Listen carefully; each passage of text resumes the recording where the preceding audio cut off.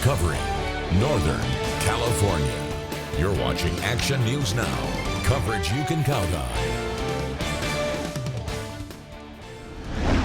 With this many days of rain, we're always concerned, and we watch the river levels. Talking about the Sacramento River, especially tonight. Dozens are forced to evacuate their Riverside homes. We track how long it will be until they can return. But first, inches of rain keep slamming down on the Park Fire burn scar, forcing fire survivors from their homes. The Butte County Sheriff's Office issued 5 evacuation warnings, as you can see here on this map, for the burn scar area for Cohasset, Richardson Springs area, as rain continues to pour over the burn scar, risking flooding and debris flows. Now, we have storm tracker team coverage. Chief Meteorologist Howie Gordon is tracking the storm. And we also have reporters Alejandro Mejia, and Margot Rowe. They are live in Butte and Tehama counties. We start with Margot. Have you seen any storm damage?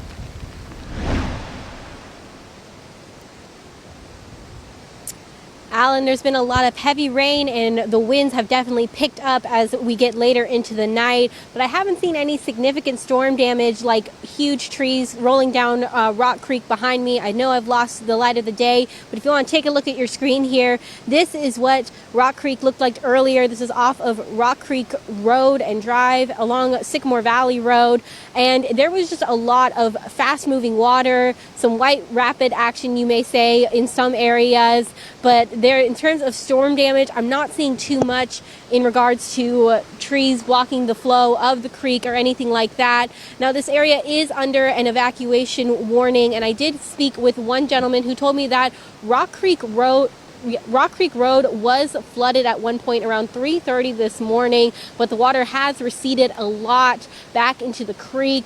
They aren't expecting it to flood too much up there, but my light just died, so give me a second here. But in terms of the evacuation warnings, they are still in effect as of tonight.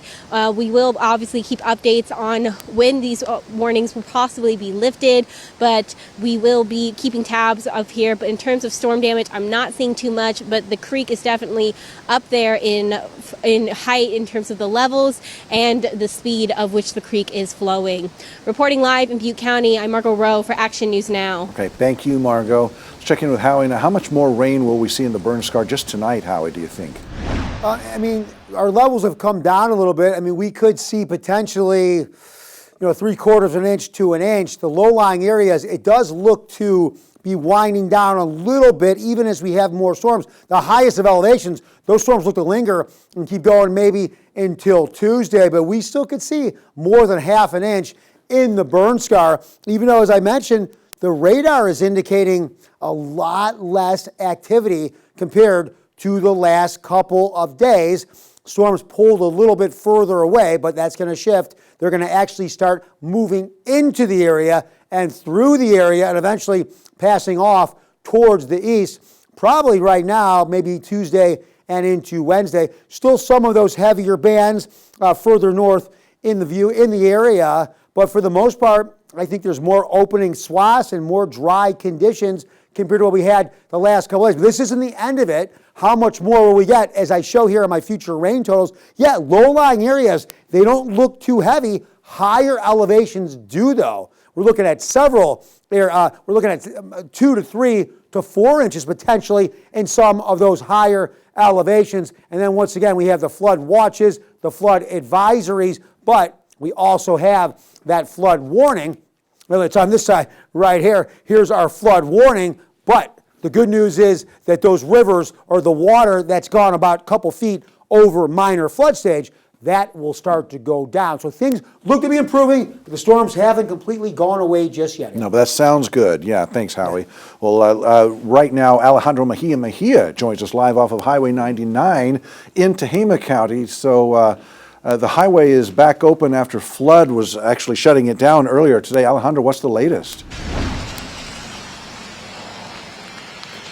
Yeah, Alan. Well, earlier today, the Highway 99 was closed, like you said, but has reopened. But what I've noticed in the past 5 to 10 minutes, as the rain has continuing to come down, earlier today it wasn't raining as much as it is right now, and Caltrans crews are continuing to work out here again. I'm trying to see what they're doing right now, but this is some of the video that I took earlier, and this at what you're seeing now is a portion of Highway 99 that was closed earlier because of severe flooding, where the Tehama County Sheriff's Office had to respond and help vehicles get out of to get removed from the road because of them getting stuck.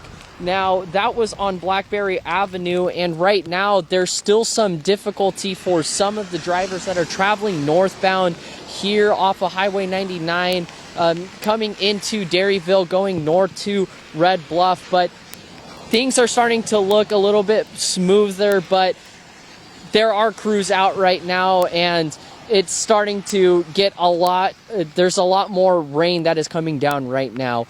In Tehama County, I'm Alejandro Mejia for Action News Now. Thank you, Alejandro. For a list of all road closures in Butte and Tehama counties, you can head to our website, click on the local news tab.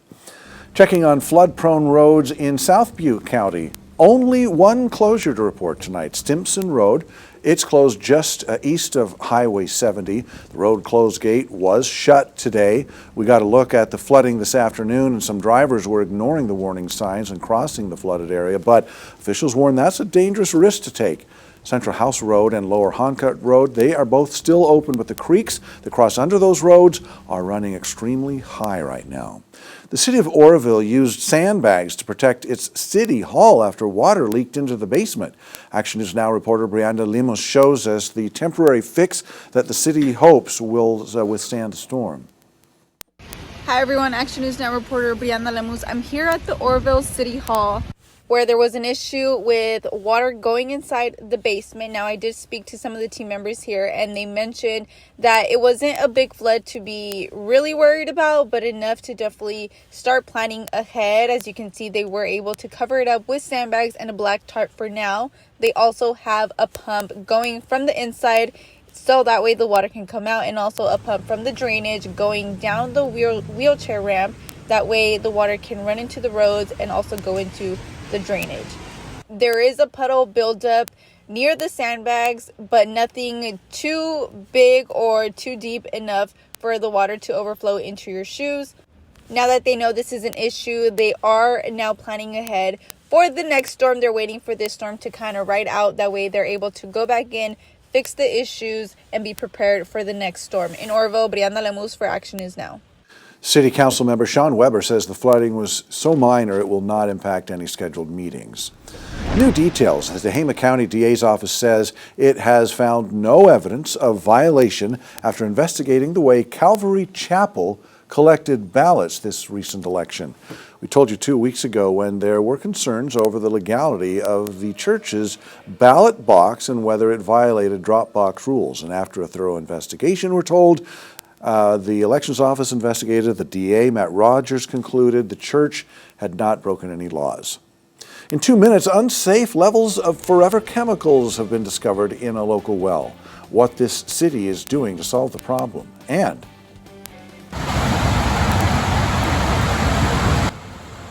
homeowners along the river are forced to pick up and move. Chief Meteorologist Howie Gordon breaks down how high the local waterways are running next.